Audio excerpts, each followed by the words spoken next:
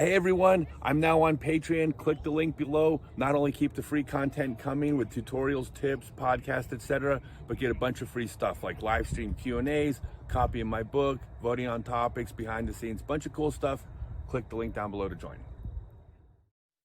Hey everyone, welcome to episode 9 of the Scott Stokely podcast. And I told you guys at the beginning I had an agenda when I started doing this podcast, and it was that I wanted to talk to interesting people that probably would not talk to me if I just messaged them and said, hey, would you do a video chat with me for an hour? I'm guessing I'm going to ask this person in a minute if he would have accepted that. I'm guessing no, but the idea is I just want to talk to interesting people. So I'm going to talk to disc golfers. That's going to build my audience. And then with enough subscribers and followers, I can hopefully talk to people that I just want to get to know. I have a very special guest on today. His name, and he's going to probably correct me, but it's Niels Duinker from the Netherlands. And I probably pronounced it wrong, but Niels is a professional juggler. But he's not just a professional juggler. He's a juggler with, I believe, 7 Guinness World Records. He's training for a couple others. I talked to him briefly. And the reason I wanted to talk to him is because we have parallel life stories, I think. We both have pursued our passions in areas that maybe don't get as much respect as we think they should. Things that our parents thought were ridiculous, at least for a while. But we've managed to turn them into careers, and we've pursued world records, which comes with the same diligence and training that an Olympic athlete would dedicate to their sport. We have put into our activity, our sport. And so that made me want to talk to him. So welcome to the show, Niels. Thank you so much. Thanks for having me. Okay, did I get anything wrong yet? You got my name right, and I've set 8 Guinness World Records. 8 Guinness World Records. Okay. I love that. When people are off by 1, I correct them as well on my record. Oh, no, it was fine. I was like, it was funny, like, because you made a big, they're like, oh, maybe I don't get his name right. So I was like, okay, I have to point out something. So, but you got my name right. So, yeah, it's okay. Cool. Like, it's so interesting. Like, I agree with a lot of parallels between Frisbee and juggling. And actually, like, correct me if I'm wrong, I think Frisbee is an exhibition sport in the Olympic Games, right? Yeah, it's moving that direction. We were actually in the World Games in 2000 in Japan. Disc golf, it's now disc golf, not Frisbee. Disc golf it doesn't face the same thing that it faced growing up. Now there's 12 million players, 10,000 courses. The world champion just bought a McLaren with $1 million contract. So it isn't quite the way it used to be, but it certainly wasn't this way back in the old days. Back in the old days, it was, well, we had to explain to people what Frisbee golf was before they laugh at us for doing it for a living. Yeah, I think juggling is just maybe 10, 20 years behind Frisbee. Because I think I see the potential with juggling that could grow that way as well. But right now, like, so it's quite interesting to see like how far Frisbee has come, and now I feel juggling has the same possibilities. So with my friends, we're working on the International Sport Juggling Federation, and set up all the rules for competition and stuff, because with juggling, like a lot of things that are so basic in any other sports, they're not established. Yeah, well, I mean, I've even seen this as an outsider to juggling, that when I was younger, I thought of juggling as something you would see at kids' birthday parties, something in the circuit. Not that they weren't talented back then. I mean, it takes talent to be good at anything and to perform.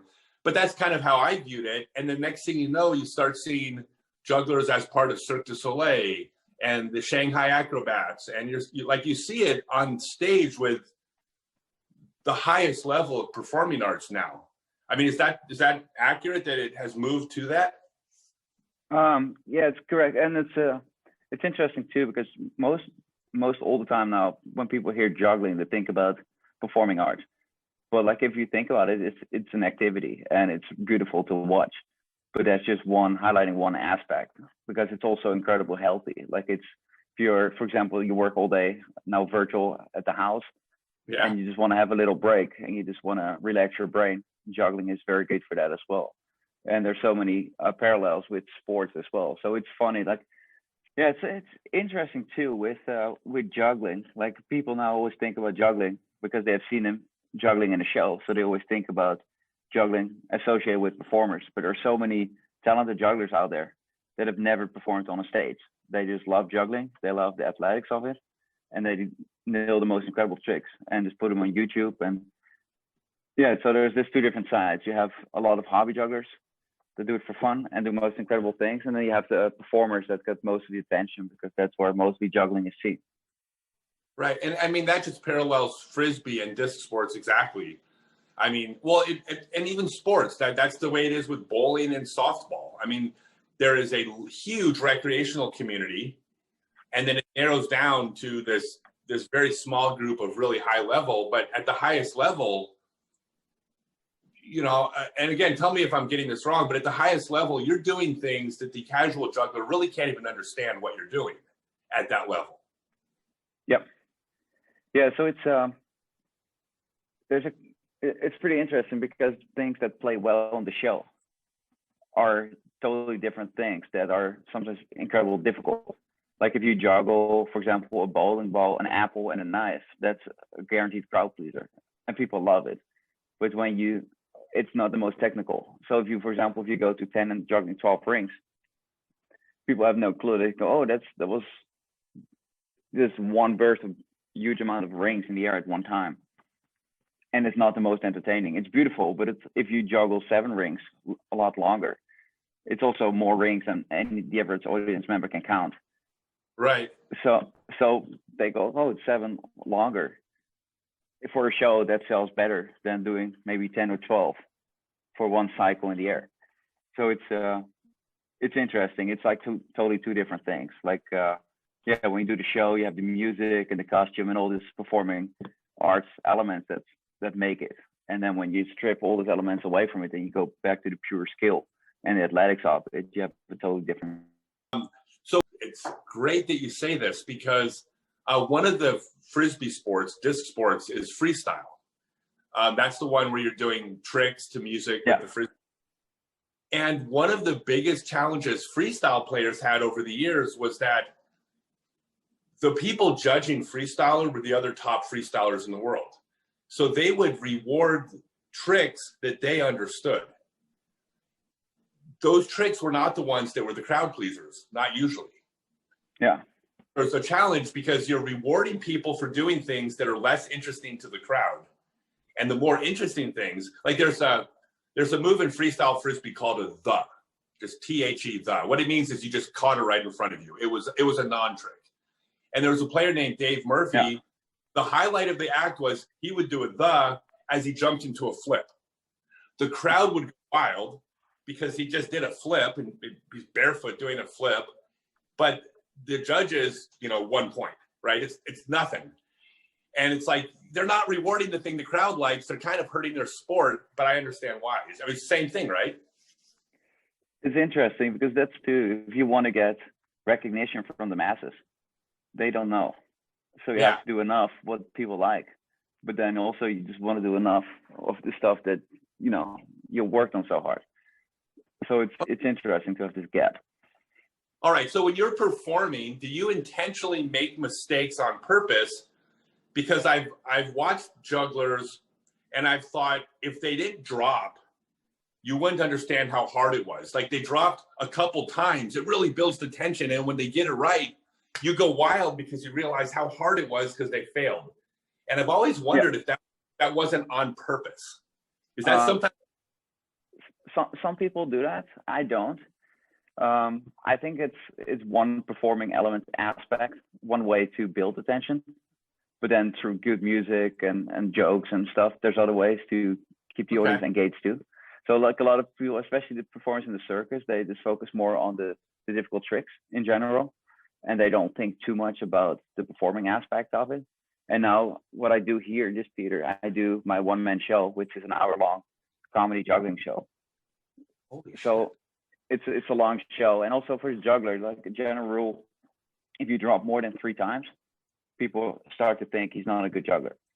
So for me, I usually, if you do an hour show, I usually don't drop that much, but I rather keep those three tries, because it's gonna happen later, sooner or later, that I could drop once or twice. So if I already, like lose a couple of those attempts, like of that score, by just putting it in intentionally, and then later on I'm not focused and I drop on a couple of times unintentionally, then the people think, oh, he's not a good juggler. So for me, I don't drop that much, but like those three, I will give them as credits to myself, like because I'm probably gonna need them throughout the show, and then I try to use to get that attention from the audience and build up attention through other performing aspects, just some jokes, or like keep the audience engaged with other performing ways. That makes sense. So there's a point of diminishing return. Yeah. I get that. So let's go to the beginning. I mean, how did you get started? I mean, you're young. You're not an old vet with 8 world records. I mean, you're still probably not even hitting your peak yet. Yeah, I think I'm still like the best is yet to come. So right now I'm 35. So I started one time when I was 8, I tried to juggle, but that was before the internet and I didn't know how to do it. So I saw it like on television and I was like, oh, that's so cool. I want to try it. But I didn't know how to do it. So after maybe one afternoon, I just couldn't come up with more tricks. So then it dipped a little bit. And was 12, I saw juggling again. I was like, oh, cool. I really want to do it. And then it was a little bit popular. So there were some juggling books in some stores. There was like a skateboard store in my town, and they had a couple of juggling balls and a couple of Diablos just for fun. So then I purchased some of that stuff, and then I found like a little book, and then a couple of friends also knew a little bit how to juggle. So then it all came together, and then I was like, oh, this is fun. And then I knew the basics, and then that kept me busy enough to roll throughout the summer. And then I heard there was a kids circus in Rotterdam.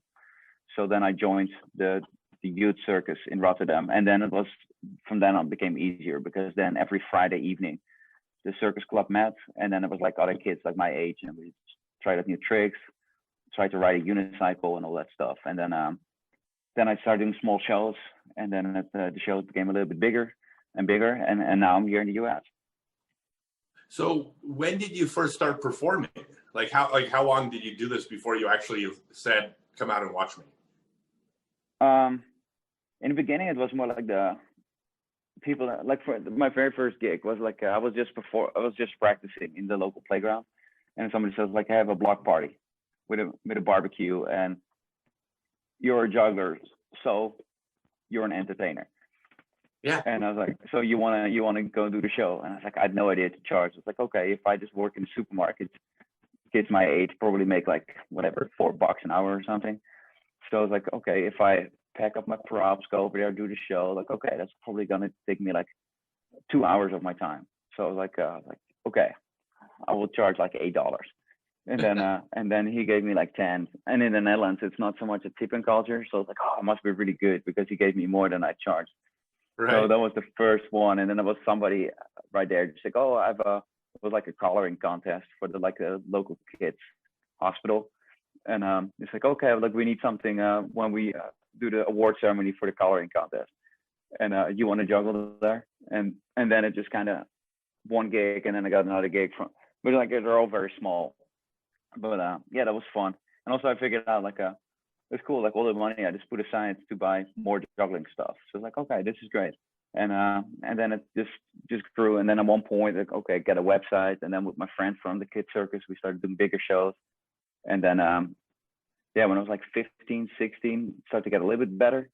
And then when I was maybe around 17, 18, I started to get more serious gigs and more regular as well.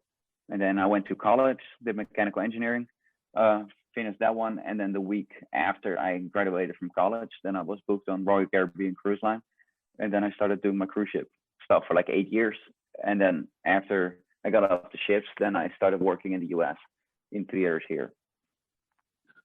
So when you went to college, did you go to college thinking that I love juggling, but I need a real career?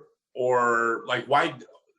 Or were you thinking I was going to be a professional juggler the whole time while I'm in college? Yeah, correct. The last one. So I was already with my friend when I was like Love it. 15. When I was 15, we did like actually our first corporate gig. And then it was like, okay, how much do you need to make a living? And I go, well, all we care about is just juggling. So I was like, okay, we don't. I was like, so our cost was maybe stupidly very low. We was like, okay, we can do this. And then we saw like the professional juggler at the local juggling club. And he was always so happy. He was like, okay, I can just sleep in. If I want to wake up at 8, I wake up at 8. If I want to wake up like at 9, I wake up at 9. And then I do the gig, and then I just practice. It's like, okay. And he was like the least stressed person that we knew, and also the happiest one. It's like, okay, he's just happy. So like, okay, what else do you need? It's like, okay, we want to be like that guy, but we want to make a little bit more money. So it's like, how? I was like, okay, that sounds pretty reasonable. Because he was good, but not like great. So he's like, if we just work a little harder, get a little bit better show, we should do better. So that was when we were 15. That's when we decided. And but I was like, yeah, I really want to do this. So like when I was 18 or 17, I graduated from high school, finished high school, and I was like, I wanna juggle professionally. And my parents were like, we don't know. It's like we don't say no, but like if you want to pursue it, you're on your own, and if you can make it work, good. Then you made it work. And I was like, oh, I think I'm good, but I'm not good enough yet to be a professional juggler. So it's like, okay, if I go to college, that will buy me 4 years of time to get better at juggling. So and then my parents support me. So it's like, okay, that gives me 4 more years that I don't have to stress out about, making a living. So that's what I did. And then, but like college was very hard because I did mechanical engineering. So I woke up like 6:30 every day, went to college, worked there from like whatever, like 9 or 8:30 a.m. till like 6, 7 p.m. Then went home, and then I went to practice juggling from like 8 till 10. And then I tried to do so a little bit of homework, and the next day again. And so between when I was doing working on mechanical engineering, tried to book gigs for the weekends, Saturday, Sunday, I did like shows, and then one day back to college. So that was pretty brutal, but it got me the experience. And then when I finished college, a week after that, I was booked on Royal Caribbean Cruise Line, and I started sailing all over the world and do my show. So was it easier to make that decision because you had your degree? If juggling didn't work out, you could fall back on it. Like, are you glad that you had your degree as a safety net, or do you feel like that was time you could have spent pursuing juggling earlier? No, I think the timing was pretty right, because that's why I didn't go for my master's degree. I felt like that's going to be 2 more years, and that's stuff I'm never going to use. But I think with the bachelor degree, like it was good because there's some discipline and some work ethic that you'll learn by just doing it. And also now when I do corporate events, it's helpful because I think during that time I learned enough, just like off like regular work, or like corporate events. Those are the guys now working in the offices that I went to college with.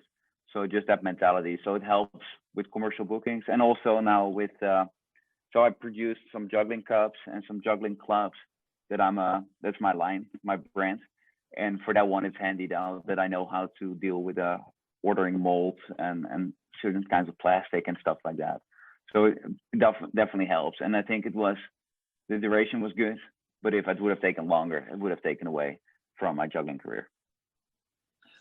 So how did you emotionally make this decision? And the reason I ask this is because I was one of the first players to tour and play Frisbee for a living. Played disc golf. I was first, but I was an early adopter of touring. And I've spent a lifetime encouraging people to take this risk early in life and go for the thing that you love.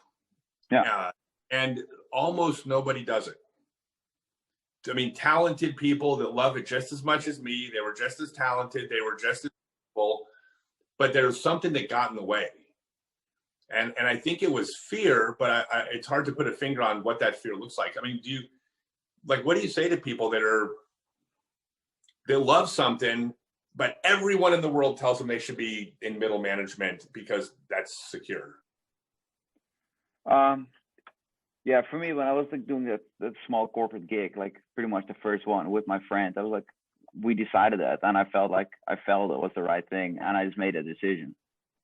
And that was the decision. So if I wouldn't have done it, I would but after I made a decision, if I wouldn't have followed up on a decision, I would feel that I failed myself.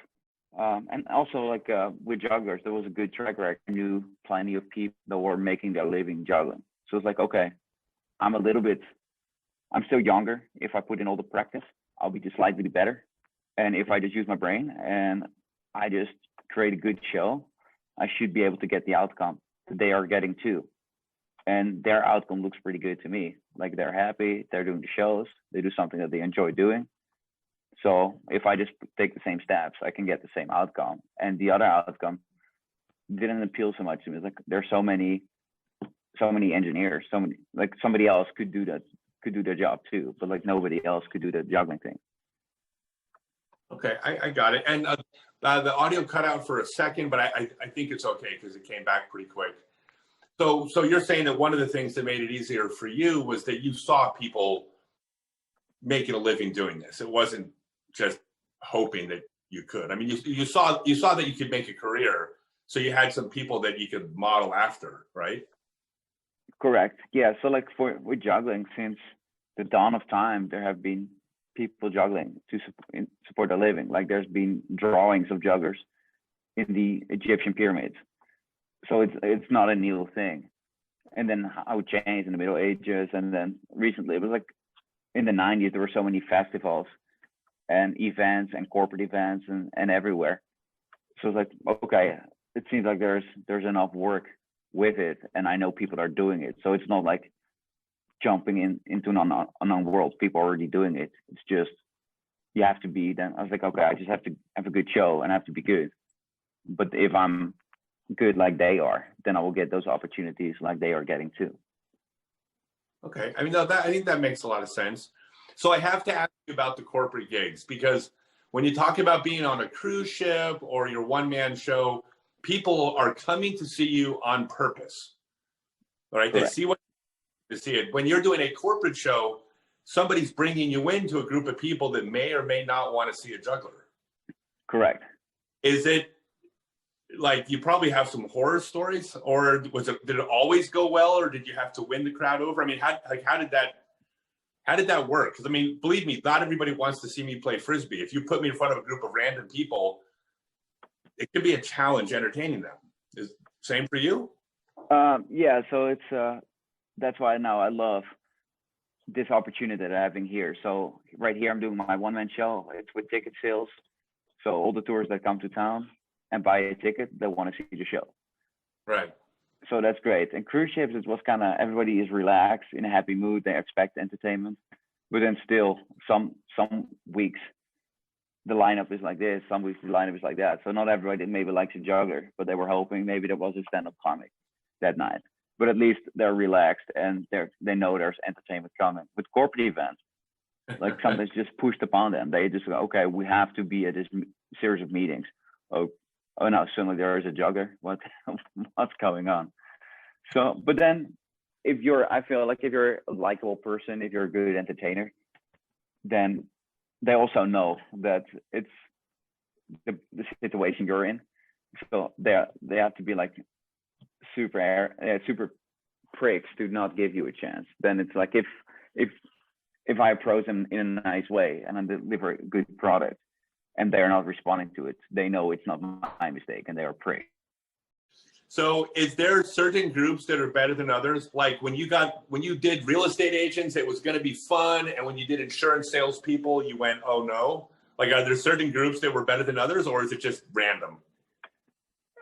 It's pretty random. Like people, especially for the juggling workshops, when you teach them how to juggle, if they're between 20 and like 45, pretty much everybody gets into it. It's just sometimes older people, when they're stuck in their old habits and then they don't want to give it a chance because right at the start they already decided they're not going to be able to do it. And I go, no, you can do it if you just give it a chance. But then they go, no, we want to do it like how it used to be. It's like, yeah, the world doesn't really work like that anymore. And then the other thing, like what I really like, if it's computer programmers, if you get a corporate gig, and it's a lot of those guys, they love it because with juggling, they see the pattern and they see there's some kind of rhythm and some program to it.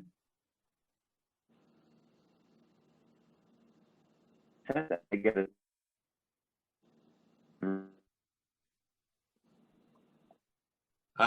It cut out. Can you hear me? Yes, I can still hear you. Explain that with say that again about the. Just start with computer programmers. Okay. Yeah, so a couple times I did a juggling workshop at a corporate gig for computer programmers, and that was always a lot of fun because with juggling there's a lot of mathematics in a juggling pattern, and they approach it from that angle and they see it right away. And it's also pretty easy because probably the way they program, they do it line by line. And with juggling, learning how to juggle is not that difficult if you take it step by step. So they use the same approach as a computer program, and they learn it real quick how to juggle. Gotcha. So yeah, I mean, everything you're saying makes sense. I mean, I hear about stand-up comedians that, you know, they get booked for private parties and one-man shows when they're early in their career. A lot of them don't take it anymore. Would you take a corporate gig now, or is that something that you're happy to be done with? No, like I will still take them. I think the regular theater gigs, that's like my bread and butter. And then a corporate event, like it's also breaks the rhythm and it's a really good payday. So okay. Like I guess so comedy years. So I did like 2,000 shows in 3 years. So every day, like they're pretty similar. It's like Groundhog Day, but in a good way. Like I liked it, but then it breaks that rhythm, and it's a good payday. So I'll take those anytime. Yeah, no, I guess that makes sense too. I mean, you got to strike while the iron's hot. So yeah. Tell me, so world records? Okay, I'm fascinated by that. I have had a bunch of world records. I had the world record for the longest throw of a flying disc, the longest throw of a Frisbee. I set on 3 different occasions with 2 different deliveries. And then I broke a bunch of other kind of silly records that no one cares about, like the longest field goal or the longest basketball shot. I mean, no one cares. But I'm fascinated by world records. I just released my autobiography in January, and one of the themes of my autobiography was I saw my first world record when I was 12 years old. And then that became this driving force in my life to set a world record, because that meant, well, I don't want to say what it meant. I want to ask you what it meant, because I'm guessing you had similar motivations. So what was your first world record? And is this something that you saw and were going for years, or tell me about it? Okay. So for me, with the world records, it's kind of like twofold. So the way I started with the world records was like I was booked at a theme park in China, and I was like, this is a lot of fun. I want to come back here. So I asked the promoter, how is it easier for you to book my show again? And he was like, well, if you have a world record, it makes it a lot easier for me. So then I looked up Guinness World Records, and then I saw, okay, longest duration of juggling blindfolded. I can set that any time. It was well within my reach. So I broke that one just as a marketing tool.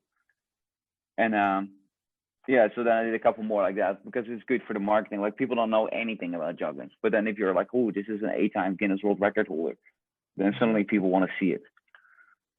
So so that's the not so cool answer part of it. But then there's a cool part of it too. Like so when I just started out juggling, like Albert Lucas, I saw his name in the Guinness Book of World Records, and he did the most objects. And to compare them, and with juggling, it's like, yeah, the most amount of object juggled. That's the thing that people do care about. So that's funny because Albert is like, okay, you have all these things that's how I feel too. I have all those records for the marketing, and then there's only like the most amount of cups ever juggled.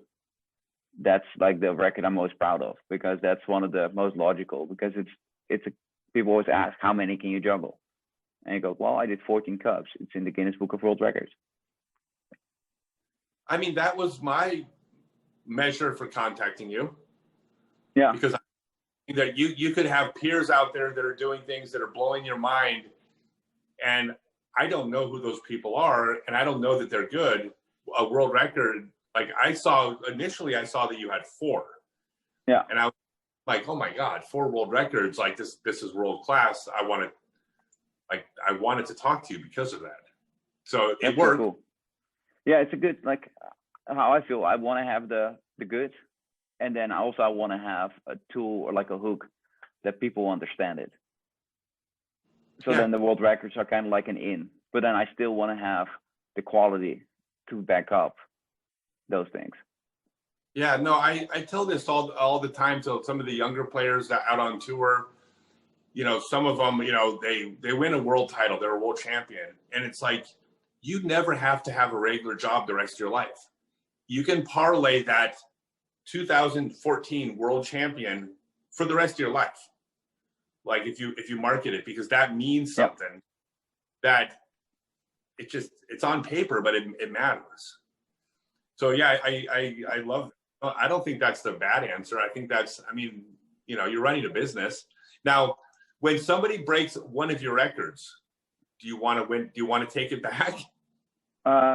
Sometimes it depends, because if I'm in the middle of a project that I care more about, and I go, okay, this one I did, and I'm gonna show another side of me, or I push myself in another way with this project, and that's gonna bring me the rewards too, like just personal satisfaction, but also like a business tool.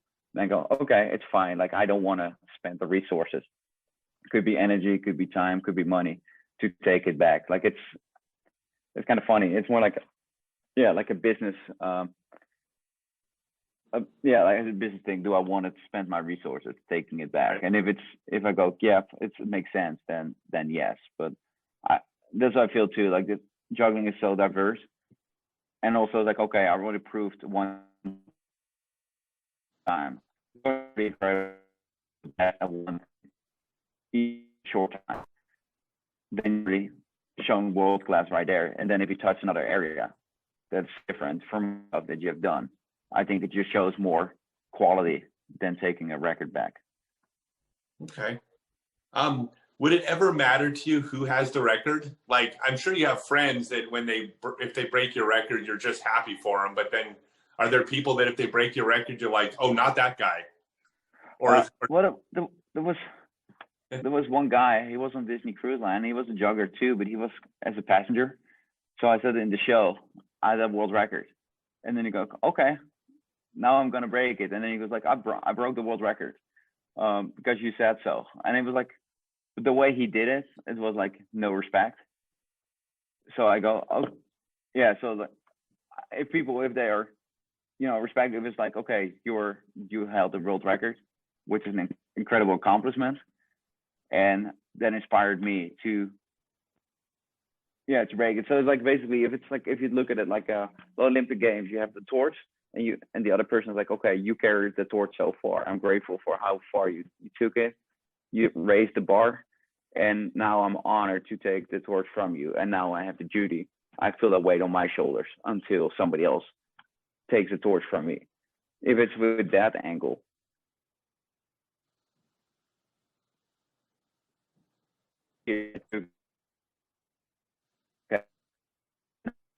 So they're liking from the equation, then I go, okay, I don't care too much for that person. So yeah, I spoke the exact same words in my book. Like, I just wanted to be part of the chain when I set my world records, because I had so much respect for the people before me. To best them was such an honor. And then my friends and peers took it a step further. I think it was, I was happy for them, but I also got lucky because it was my friends that broke the record. So I never had anybody I didn't like break the record. They were all my friends. But it's too, like, if somebody that's not your friends but does it with respect, since he's on the same league, then he becomes your friend. So yeah, no, it's true. It's a club. So, and it's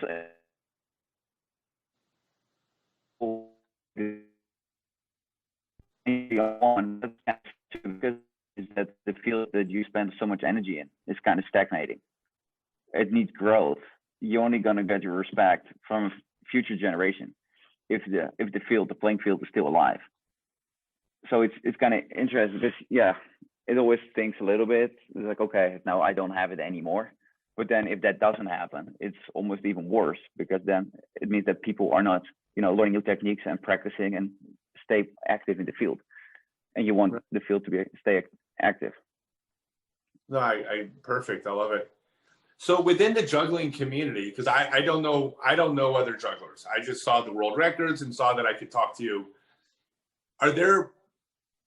Do you have peers in the juggling community that you look at and just think, oh my God, that person's at the highest level? Or is that person you, where everyone's looking at you because of the world records?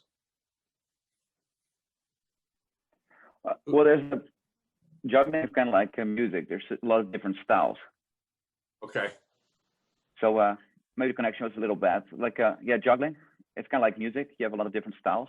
So you have people performing the circus and the theater, street performing jugglers, and then you have the jugglers that don't even perform and just go for the most incredible feats. And there's all these different props as well. So when I started, I just wanted to do it all. So I just look, okay, who's the best one with hats? Who's the best one with ball juggling, with club juggling? And now I have a good base with all of those props. And then, so like, and every icon that I looked at, they were like a legend in the industry. So like, but then overall, you have one juggler, Anthony Gatto. He was like maybe the Tiger Woods of juggling. He set child prodigy. He set all the world records, and he was incredible. So when he was performing, that's when I started juggling. So of course, you look at Anthony Gatto as a role model. That was one, and the other role model is Albert Lucas. And Albert is now 60 years old. He's still going very strong. And it's funny because Anthony Gatto's dad and Albert Lucas' dad, they were in the same acrobatics group. And they developed a lot of training methods, and all their sons became incredible and juggled more than 10 rings. And now Albert is training me to get to 12 rings. And it's kind of interesting because when I just started out, Albert Lucas is the name I saw in the Guinness Book of World Records. And I was like, wow, that's incredible. He's in the US. He's like, wow, that's so far away. And now he is like, every week we do a couple video call sessions, and he's go, okay, throw this ring higher, practice this, okay, now stop this one, go to this exercise. So he's like coaching me now. So these people that were the legends of juggling before you, have you passed them because the sport's evolved, or are you still striving to do what they did? I know you have world records, so you must have passed them at some. Yeah, so one goal that I set for myself, and nobody really has done it the way I wanted to do it, was like a full one-man juggling show in a tourist town. So jugglers, what I saw before, they were already doing like shorter acts. They were doing 12 minutes, 15 minutes, right, maybe a 25-minute theme park show. But I was like, I want to headline my own show, like Siegfried and Roy were. Before Siegfried and Roy went to Las Vegas, the concept of a magic show wasn't really a thing there. Really? They pioneered it. And now it's pretty common. So I was like, okay, I want to do that with juggling. And then you had a couple groups that were very successful, Flying Camerats of Brothers, Mark Neiser, like a couple guys that are doing it like one-offs in performing arts centers and doing it very well. But I was like, I want to do this in a resident, as a resident show. So I looked at all the inspiration from the masters before me, and they were incredible. And then I took their lessons and then compiled it into my full show. So instead of just like one 12-minute act, I was like, okay, I need to have, I get the inspiration from the head juggling from this guy, get the inspiration from the balls from this guy. So basically everybody's specialty, I had to learn it all, put it into one package. So it became like a full show. And that's what I'm doing now. So in that sense, for myself, even if it's a tiny step, I feel like I've gone further than anybody that I wanted, than I've seen, just because they didn't have that package. They were incredible in what they did, but they didn't have that package that I aspire to do. That's cool. And then people will follow. Like now that they know that a one-man show can work, there's going to be theaters more likely to bring in another juggler for a one-man show, right? That's my goal. Like it was interesting. One time at a theme park, the owner of the theme park was like, yeah, magic show, illusion show, that works. Juggling show doesn't work. And then the agent was like, no, this guy's gonna work. Then I did it. Next year they had another juggling show. But then the problem was there's not that many guys that are good enough So he did one season, and then the theme park was like, okay, all right, juggling show didn't work, just that guy worked. So right now, I just feel with this show, it needs a couple more years to be super steady, that people see it and understand it. Right now, it's going, but it's still pretty new. So I feel like I can make it happen, but I need some more time to show more people in the world, give the more people like a first impression that it could work.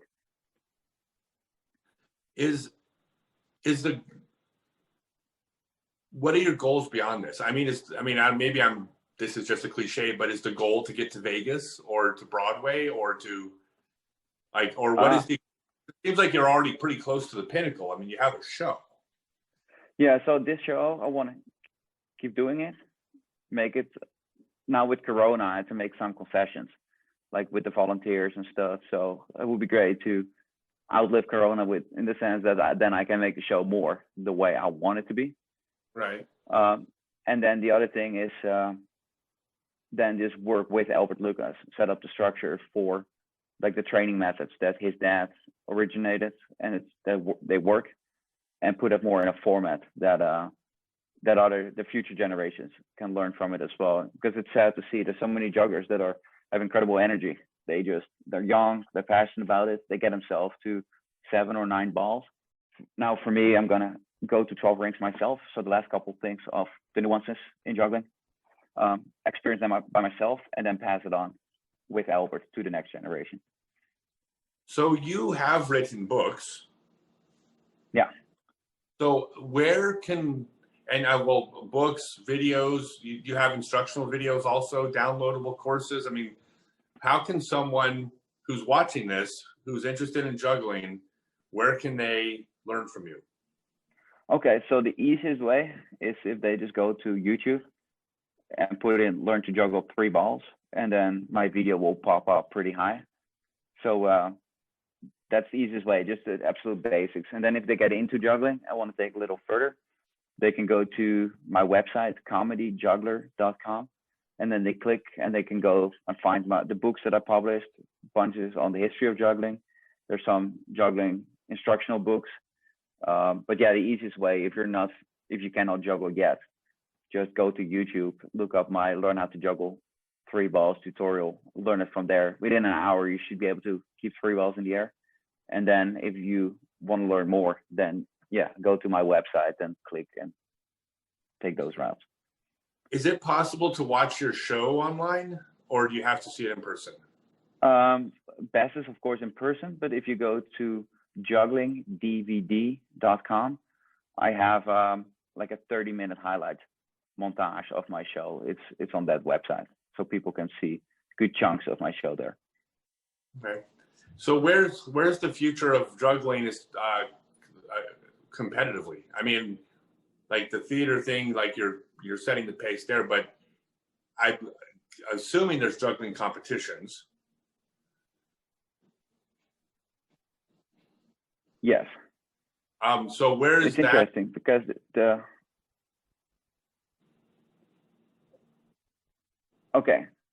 connection was a little bad for just a little bit, so I'll give it some time and then I answer the question, so you don't have to edit as much. Okay. So I think we're back. Yeah. Okay. So there's a couple juggling competitions, and it's interesting because the International Jugglers Association has a competition, but it's a performance competition. So it's a mix between presentation and technique. So it's very, very odd because you can have that a juggler that does devil sticks is competing against a juggler that does cigar boxes. So all the different props that are very hard to compare, and they're all competing against each other in a format of a show, which makes it more difficult to judge instead of it's just technique against technique. And then you had the World Juggling Federation, and started out very, very strong, and they got featured on ESPN. Now they went to those and other props as well. So I think the future would be first we need to have a good format of competition, because now the rules, they change every year and they're very difficult to judge and very difficult to understand. So a very solid competition format would be the first step to accomplish that. And I think when that's sorted, then it's easier for competitors to train. It's easier for people to judge and easier for people to understand what's going on. Yeah, I hope you find a solve for that, because I know that in freestyle frisbee, it's judging has always been a challenge. Well, any sport with judging, there's challenge. So it's not just our sports, but in general. I think I told you this on the phone when we talked. We have a world disc golf champion who was a professional juggler, Greg Hosfeld. Cool. And he had a full-time gig at he didn't have it wasn't like a one-man show like you said, but he worked at SeaWorld, which paid the bills, but he also traveled, did stand-up comedy and juggling. Nice. Yeah, it was great. He's a very close friend of mine. I saw him live. He would do the cigar boxes, but he would have 3 cars on them, doing like 2 cop cars, a criminal, and he was juggling while telling the story of the car chase, and like he was That's really awesome. Yeah, he was super fun. If I didn't mention him, he would kill me because we're talking to you. That's awesome. Yeah, I'm just really excited to talk to you. I know you have a show to do. I don't want to keep you too long. I said I wanted to talk to interesting people, and I wanted to use the podcast to do it. Am I correct to say if some stranger on the internet says, hey, I want to video chat with you for an hour, and there's no podcast, you're probably not going to talk to them? Yeah, like, but then also the same, you want to talk to me about the world records. If you said like, hey, I just 17 world championships in frisbee golf, I was like, yeah, let's talk. So the same, like, why you were interested to reach out to me. If you would have thrown those things into your email, then I would have gone, yeah, let's do it. Okay. Yeah, it's fun. I'm fascinated. I've always been fascinated by people who are the best in the world at what they do, because the highest level of anything is something that I can't understand. I can't understand what you do. I can't understand the highest level of any sport that I don't play, because I know from experience that the things I do with a frisbee, with a disc, good players don't understand. Yeah. And it's just the nature of it. You have to be at a certain level to understand martial artists, fighting. It doesn't matter what it is. But I've gone down rabbit holes. I mean, someone sent me a link one time. They said that they're really into watching professional yo-yoers. And I kind of chuckled because I thought of yo-yo as a kid. And I watched it and I'm like, oh my God, these people are doing things that are mind-blowing. Yeah. And once you watch it, you go, that's like, I don't understand what they're doing, but it's awesome. Yeah. So I just have so much respect for anybody that's excelled at something, but I even have a little bit more respect for people that excel at things that aren't as commercially popular. Like, it makes sense why you go out and play basketball 10 hours a day to get into the NBA. Like, that makes sense. But when you pursue something that's more obscure, that I don't know, there's something about that that's intriguing to me. It's like having two battles. First, you don't know if you're going to make it. And then also you don't know why you're going to make it. Or like if you really do it out of love because the rest of the world doesn't care. It does. That is true.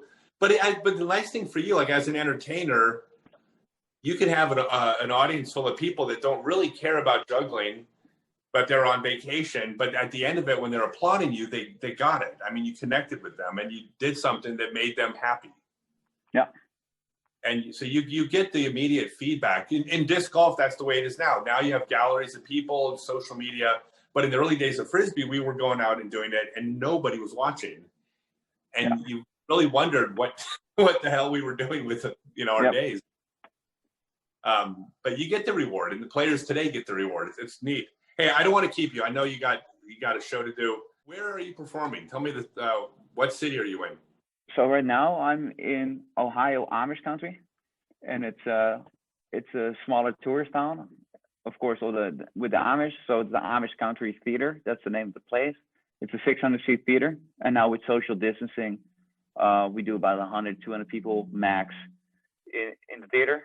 So everybody has their personal space, keep everybody safe. But that's where I'm right now. But like soon it's gonna get colder, So our season wraps like mid-December, and then in the spring we start back up. Where do you go in the winter? I will go back to Pigeon Forge, Tennessee. That's the place where I worked before, and I still have my place there. And yeah. So we're actually heading to Nashville. Oh, nice. Yeah. So if we're ever in the same town as you, I'll take you for a round of disc golf, and you can teach me how to juggle socially distanced. Oh, that'll be amazing. Just let me know when you're in Nashville, because I'll be in Pigeon Forge, and yeah, that's not too far. So that was really cool. This is why I'm doing this podcast. Thank you so much for your time. I really, really appreciate it. And maybe we'll meet someday. Cool. Thanks for having me. This was a blast. Thank you. All right. Thanks, man. All right. Bye.